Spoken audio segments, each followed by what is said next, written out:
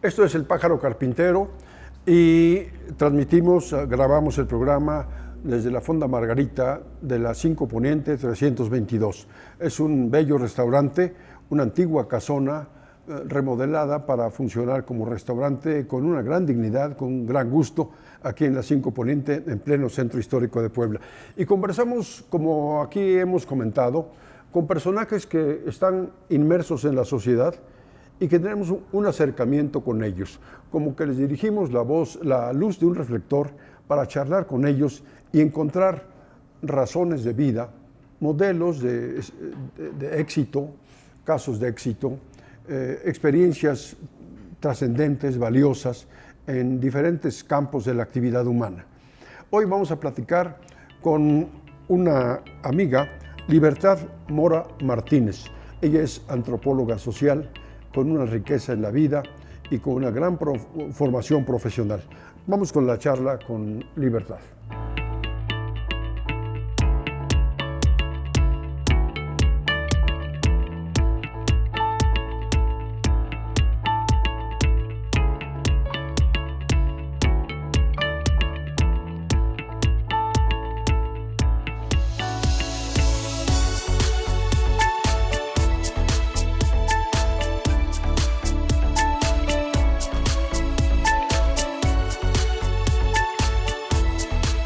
Libertad, me da mucho gusto saludarte. El nombre de Libertad Mora. Y yo le decía hace un momento que llegamos que donde mora la libertad se respira un buen clima democrático. Esa es una utopía en un país como el nuestro, pero bueno. Libertad, me da gusto saludarte. Tu carrera, tu actividad como profesional es muy rica. Eres licenciada en antropología social, tienes 2 maestrías, has escrito un par de libros y colaborado en varios más, has publicado artículos, eres catedrática, docente, investigadora. Y el tema de tus libros ha sido la Sierra Norte de Puebla. Uno es Huauchinango, el rumor del tiempo, es un libro. El otro es Pahuatlán, la disputa por las identidades. Empiezo con este segundo libro, porque Pahuatlán es un pueblo mágico de la sierra que a mí me encanta. Alguna temporada dije que era mi segundo pueblo de origen, después de mi natal Tuxtepec, en el centro del estado. Es un pueblo hermoso, metido en el fondo de la sierra, en límites con Hidalgo. Tú no eres de ese origen, de la sierra. ¿Qué te atrajo? ¿Cuál fue el imán que te atrajo como antropóloga para asomarte a Pahuatlán, no con ojos de turista, como lo hacemos cualquier ser humano? Va y ve la belleza de un lugar, se solaza en las cascadas del paisaje, pero tú te has adentrado en las entrañas de Pahuatlán y has generado un libro sobre el pueblo, la disputa por las identidades, otros trabajos de investigación. ¿Pero qué te llamó la atención de Pahuatlán? Bien, bueno, antes que nada, gracias por la invitación, Javier. Es un placer estar aquí contigo y charlar sobre temas diversos y en específico Pahuatlán. En efecto, yo no soy de Pahuatlán, pero me siento pahuateca.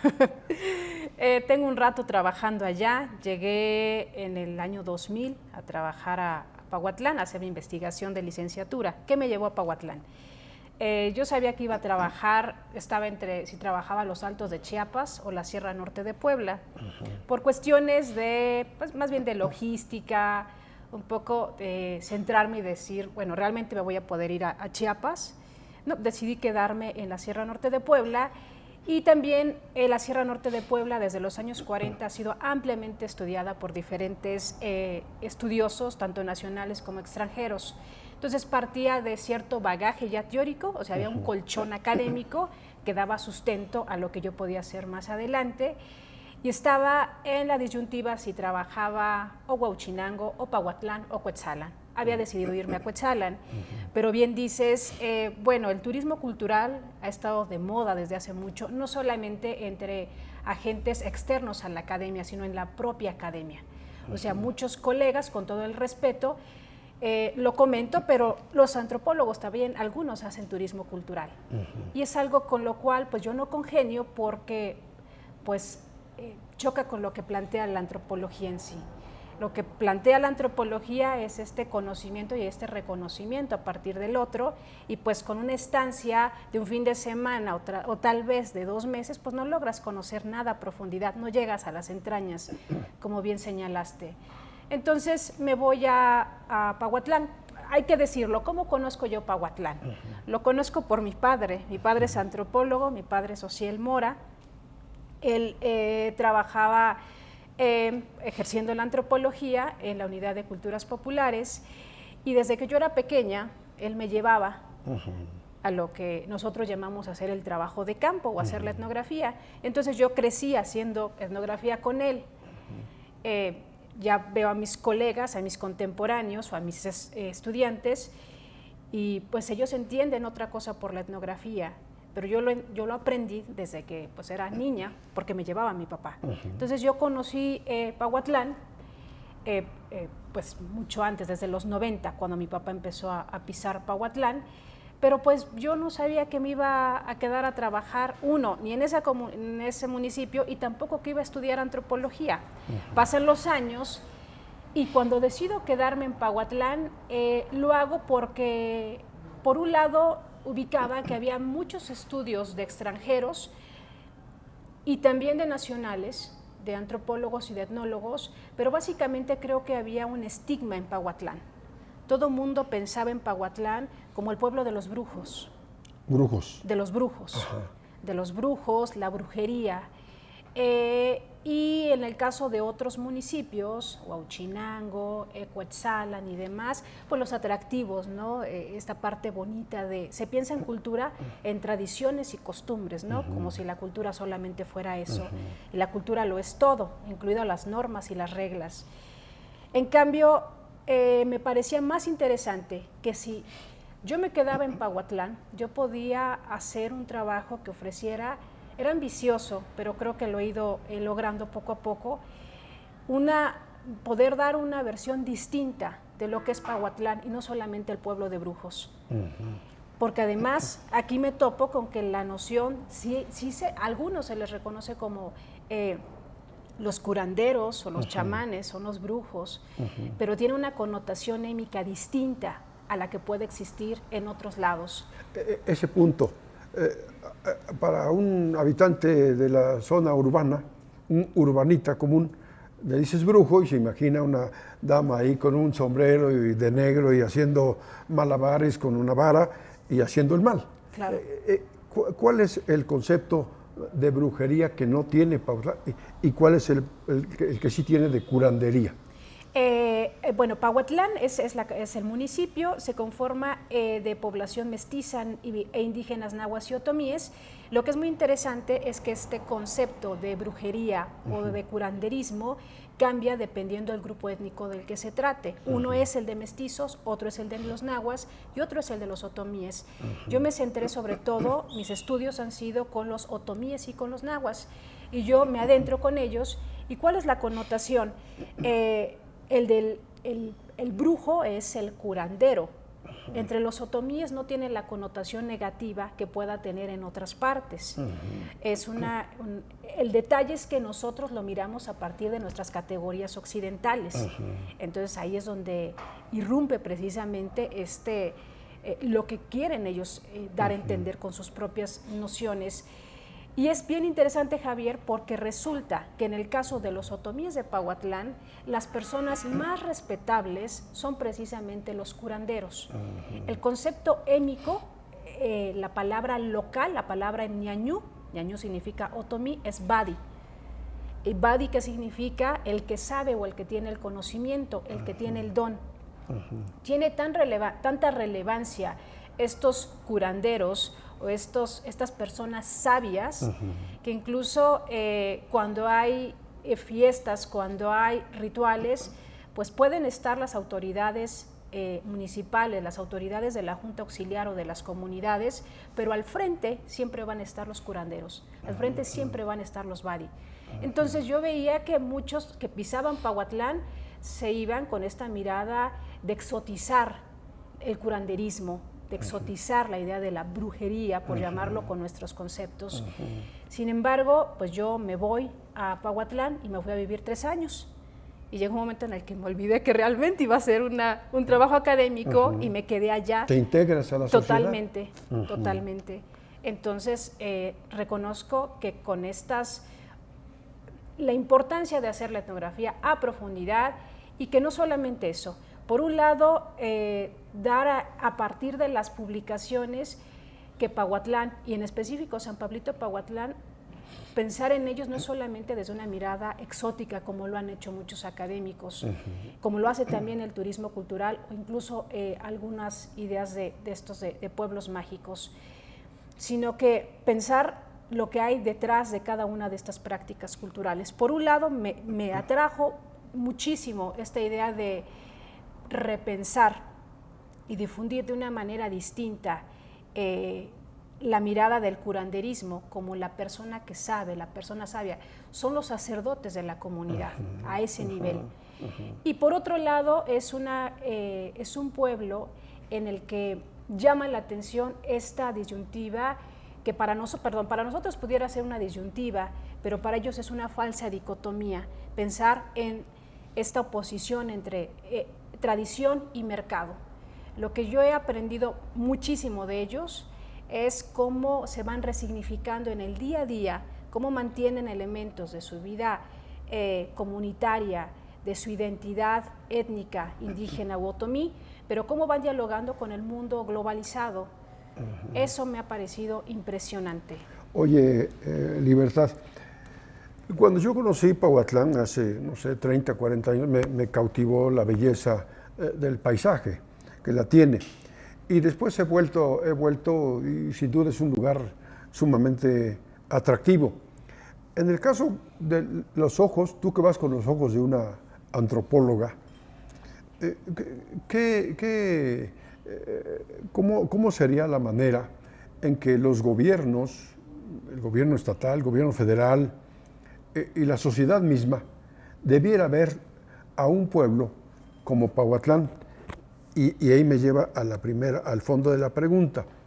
Pahuatlán es quizá, en el estado de Puebla, uno de los pueblos que todavía se conservan desde los tiempos remotos con mayor pureza en muchos sentidos, comparado con el resto del estado.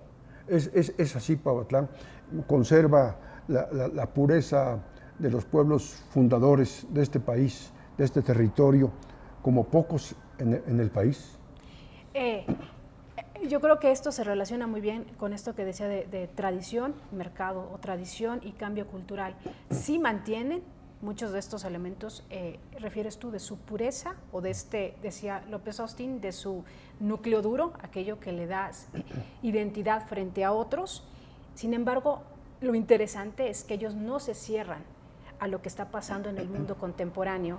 Ellos siguen, por ejemplo, en el caso de los otomíes, ellos hablan perfectamente el otomí, entienden algo del náhuatl, de sus vecinos del mismo municipio, y por supuesto que también hablan el español, pero también entienden y hablan muy bien el inglés, porque una buena cantidad de esta población, de este municipio, está en Carolina del Norte.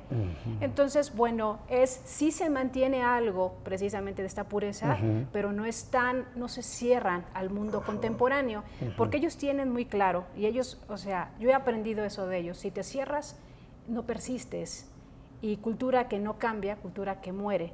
Entonces, ¿qué tendría que hacer el gobierno? En ocasiones creo que el gobierno tiende a constriñe y dice no a ese cambio, porque más bien lo que en otras administraciones, me ha tocado ver lo que han propuesto distintas administraciones en Pahuatlán, y más bien piensan en los pueblos indígenas como objetos museísticos, que llegue entonces el turista y que los vea haciendo todo el tiempo el papel amate, las personas usando su ropa tradicional, entrecomillado, porque así es como se les refiere, los textiles indígenas con iconografías relativas a cada pueblo, y sí lo hacen, pero por ejemplo, tú los ves a los chavos y todos ellos pues te hablan en entre el español, entre el otomí, entre el inglés, en este juego, pues, de cómo van respondiendo a lo que ocurre en el día a día. ¿Qué debiera hacer, sobre todo los ayuntamientos? Yo creo que dar un reconocimiento pleno a cada una de estas culturas. Yo celebro que ahorita y en este ayuntamiento sí hay un respeto a las diferencias en ese municipio, porque incluso en periodos anteriores más bien habían discriminaciones a los pueblos indígenas, porque la cabecera es mestiza, entonces pues te imaginarás, ¿no? La lucha de siempre entre mestizos de la cabecera con indígenas de las comunidades. Entonces creo que eso se ha ido subsanando, pero también los ayuntamientos tienen sus propios asesores académicos. ¿Qué debieran hacer estos ayuntamientos? Pues tener asesores que realmente conozcan las condiciones de las comunidades, porque si contratan a un asesor que no sabe nada del municipio, entonces, bueno, ¿qué tipo de políticas públicas están generando? Y eso aplica en cualquier pueblo. Es correcto. Con un alto contenido indígena del país, ¿verdad? Así es. De repente contratan a alguien que ha estado trabajando en el sur del país o que ni siquiera sabe las lenguas indígenas o que nunca ha leído absolutamente nada sobre todas las comunidades que conforman el municipio, pues ¿qué va a generar? Antes se tiene que hacer un muy buen diagnóstico y en base a los diagnósticos comenzar a operar y comenzar a hacer. Y también los ayuntamientos tendrían que tener gente de todas las comunidades, porque no hay representantes. Claro. O sea, el colmo es que en el juzgado indígena no tienen traductores. Oye, Libertad, en tu libro segundo, Pauatlán, la disputa por las identidades, ¿qué es lo que abordas? ¿Cómo se lo explicarías a la gente con el ánimo, con la invitación de que vean este libro, de que lo lean, lo compren, lo busquen? ¿Qué es lo que revelas en este trabajo? Bien, invito a todos a que lean Pauatlán, la disputa por las identidades. El libro es atractivo en tres sentidos. Lo planeamos con un equipo de compañeros, un equipo de colegas. Todos nosotros formamos parte de una asociación civil, Perspectivas Interdisciplinarias en Red, y decidimos hacer algo en el que convocara a diferentes interesados o a gente que ha trabajado Pauatlán desde hace varios años. Y bueno, el libro se compone de tres partes. En la primera está dedicada al pasado.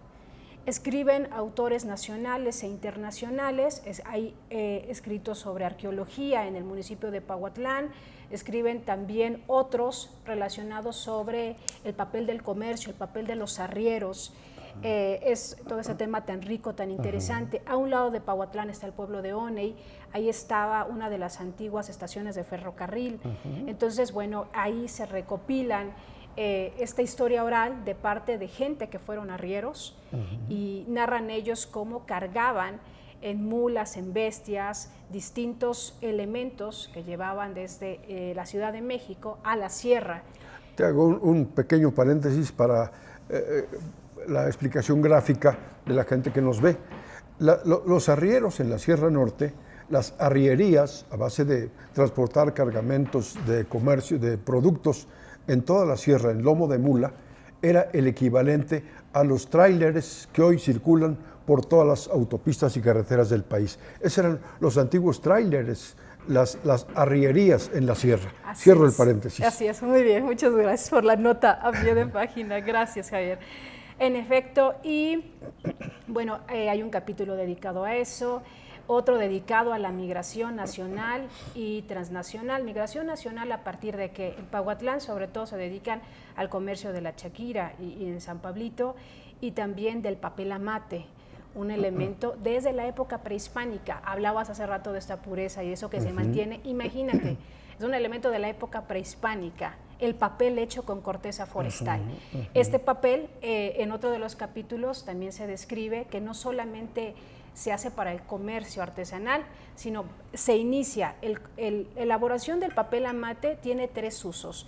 El primero es con fines rituales. Los curanderos o los badi ocupan el papel de corteza forestal para curar a la gente, son sus medicinas, este tipo de elementos. Dos, todas las artesanías que hacen con el papel amate, y tres, hay una nueva oleada de artistas locales, y no artesanos, artistas que están haciendo obras contemporáneas con el papel amate. Eso último que estás mencionando retoma lo que ya habías citado antes. ¿Cómo es un pueblo que está en lo remoto de la sierra, pero no cierra los ojos a lo que ocurre fuera?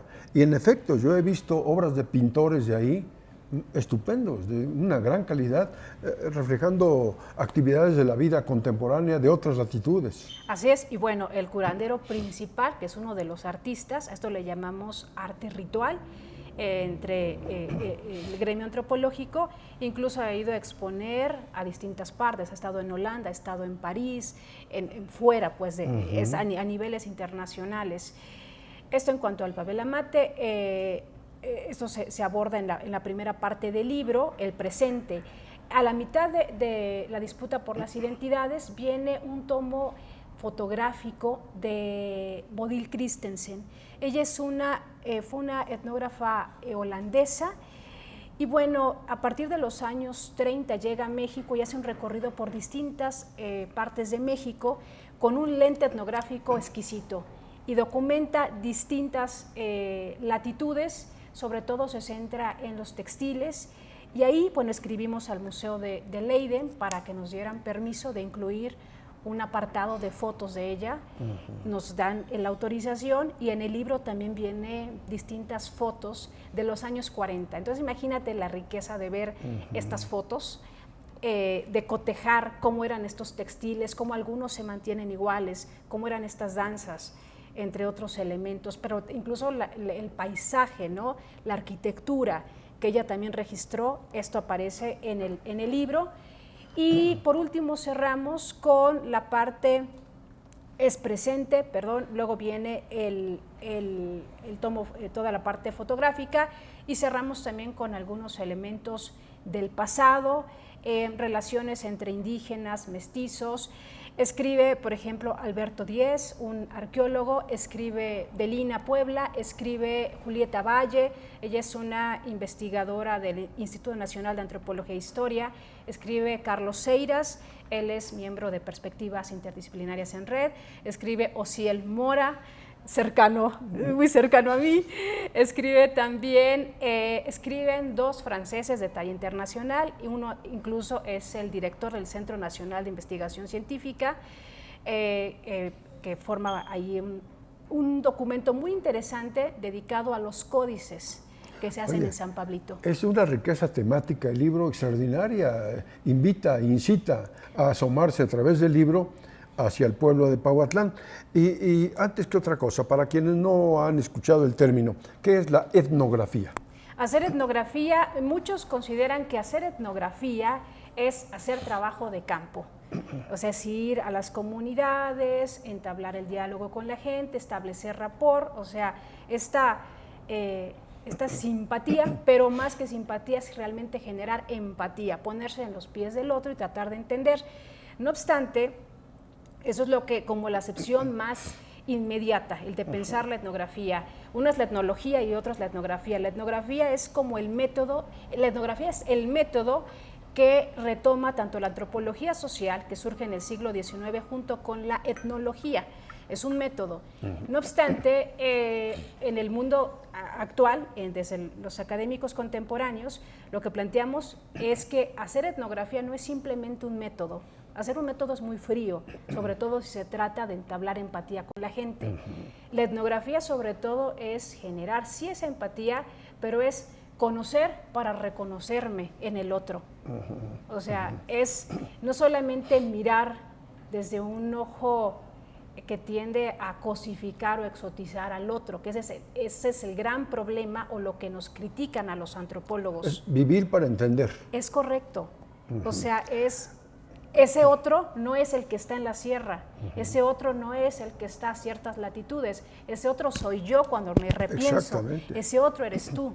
O sea, es la otredad, y todos somos esa otredad. Hacemos etnografía todo el tiempo y también hacemos autoetnografía. Libertad, ¿en dónde pueden comprar ese libro? ¿Dónde lo pueden adquirir?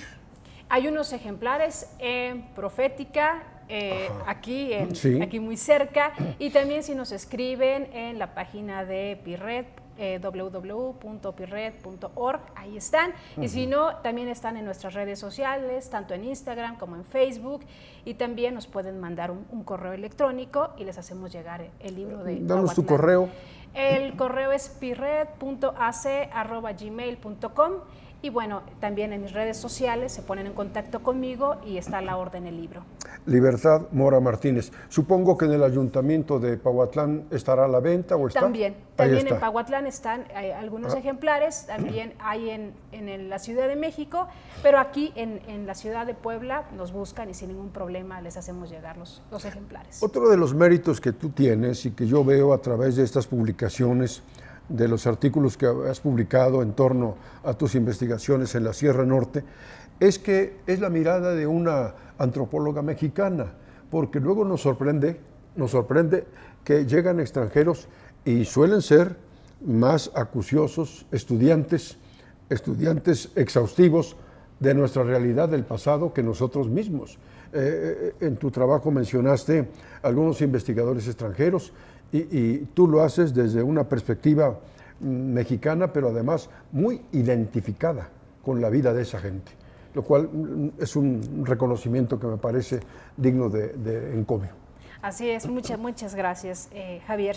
Bueno, no inspiración, pero algo que me picó la cresta fue que precisamente uno de los grandes etnógrafos de los otomíes de esta región es Jacques Linier, y me llamó la atención que él llegó desde los años 60 y fue tan meticuloso con el análisis de todas estas regiones.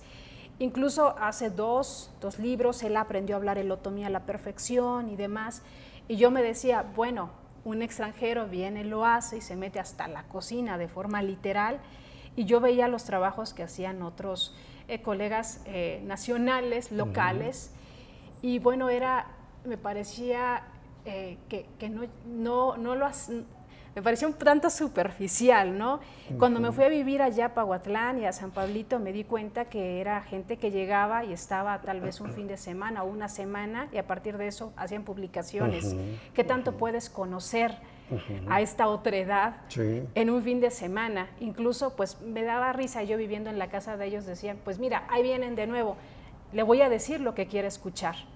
O sea, porque ellos saben perfectamente el discurso que estamos esperando de los académicos. Entonces, bueno, Jacques Linier tiene una gran obra, le respeto muchísimo, pero bueno, estamos ahí nosotros haciendo pininos, picando piedra, ahí vamos. Pues ha sido una gran oportunidad, Libertad, conocerte en esta faceta de investigadora, practicante que vive la antropología social en el lugar de los hechos y que además tiene una extraña cualidad que luego ustedes no se dan cuenta, los investigadores. El investigador del campo de la medicina, de la ingeniería, se centra tanto en una terminología que se vuelve aislado del resto de la población, no se comunica. Y yo aprecio en ti una gran habilidad para comunicar lo que sabes. Ese es un deber, es una responsabilidad de cualquier profesional. Parece que a Churchill dijo alguna vez, si a ti te preguntan qué haces y no lo puedes decir en una cuartilla, entonces no sabes nada. Es correcto. Yo creo que aprecio mucho tu calidad de divulgadora, de comunicadora de tu trabajo, de la antropología, y esta luz que haces, este afocamiento que haces de un pueblo de la sierra, digno de estudio, de visita y de identificación de todos. Pahuatlán. Libertad Mora Martínez, muchas gracias por la oportunidad de platicar contigo aquí en El Pájaro Carpintero. Un gusto, un placer, y bueno, a la orden, cuando gustes estamos de vuelta. Muchas gracias. Gracias, Javier. Esto es El Pájaro Carpintero.